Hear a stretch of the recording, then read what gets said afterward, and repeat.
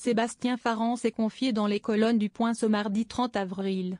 Il a notamment évoqué les rumeurs concernant sa possible idylle avec Laetitia Hallyday.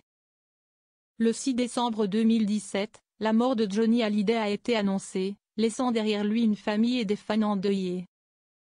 Sébastien Farran, manager de longue date de Johnny, a partagé son profond chagrin et les défis rencontrés après la disparition du chanteur, y compris les rumeurs d'une liaison avec Laetitia Hallyday. Sébastien Farran évoque la perte d'un ami proche et la difficulté de surmonter son deuil, tout en se remémorant leur collaboration et les moments forts de leur amitié. C'est un artiste qui n'a jamais été oublié. Le 6 décembre 2017, CST dans un communiqué que la mort de Johnny Hallyday a été annoncée. Johnny était un homme hors du commun. Il le restera grâce à vous. Surtout, ne l'oubliez pas. Il y restera avec nous pour toujours. Mon amour, je t'aime tant, avait déclaré son épouse. Un véritable drame pour ses fans, qui ont eu beaucoup de mal à s'en remettre.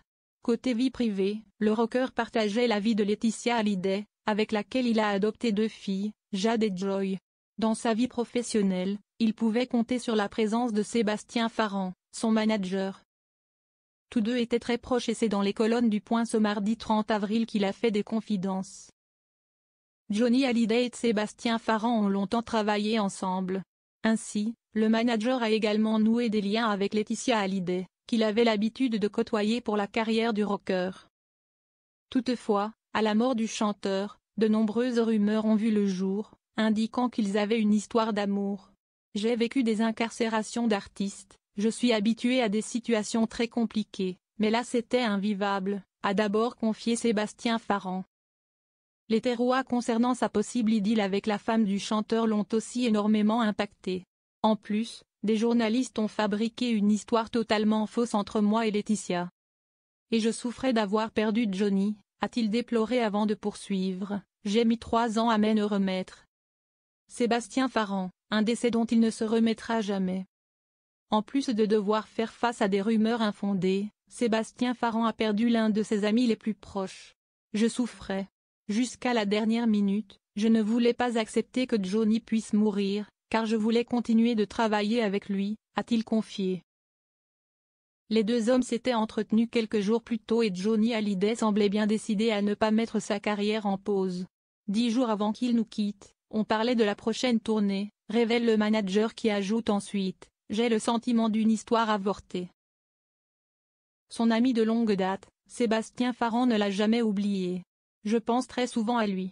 Le monde a incroyablement changé depuis qu'il est parti. Qu'aurait-il pensé des États-Unis ou de la France aujourd'hui, de #métaux, s'est-il demandé.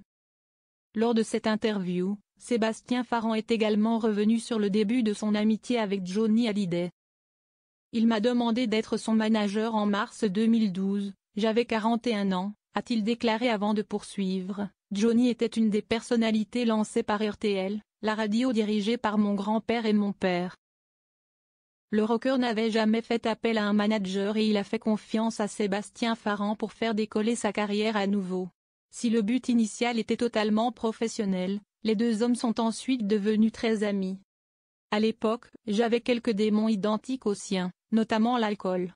On en parlait beaucoup, on buvait ensemble, ou on arrêtait de boire ensemble. Ça a créé une sorte de fraternité entre nous, poursuit Sébastien Farran. Johnny Hallyday, ce jour où tout a basculé. La maladie de Johnny Hallyday a été un véritable chamboulement pour ses fans et ses proches. Sébastien Farran se souvient du moment précis où il a découvert le cancer de son ami. Nous sommes partis faire un road trip à moto en septembre 2016.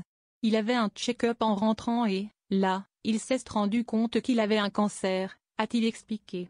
Johnny Hallyday a alors rapidement pris les choses en main. Il a tout de suite arrêté de fumer alors qu'il fumait 2 paquets de clopes par jour. Il avait déjà failli mourir et avait survécu, j'étais optimiste, poursuit le manager qui ajoute ensuite, il avait toujours peur de la mort, mais ce n'était pas son premier cancer, il pensait qu'il le vaincrait, comme les autres. Toutefois, même s'il était bien entouré, Johnny Hallyday s'est éteint en décembre 2017.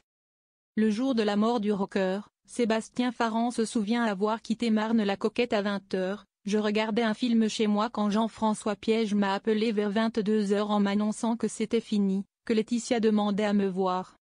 Une situation bouleversante pour le manager, qui en garde un très mauvais souvenir. Je me suis levé comme un soldat et j'ai travaillé pendant 7 jours et 7 nuits d'affilée, a-t-il poursuivi avant d'indiquer. J'étais à l'Élysée tous les matins à 6h30 pour organiser les funérailles nationales. Pour rappel, c'est à l'église de la Madeleine que la cérémonie s'est déroulée. Pour cette occasion particulière, de nombreux fans de Johnny Hallyday s'étaient réunis, afin de lui rendre un ultime hommage.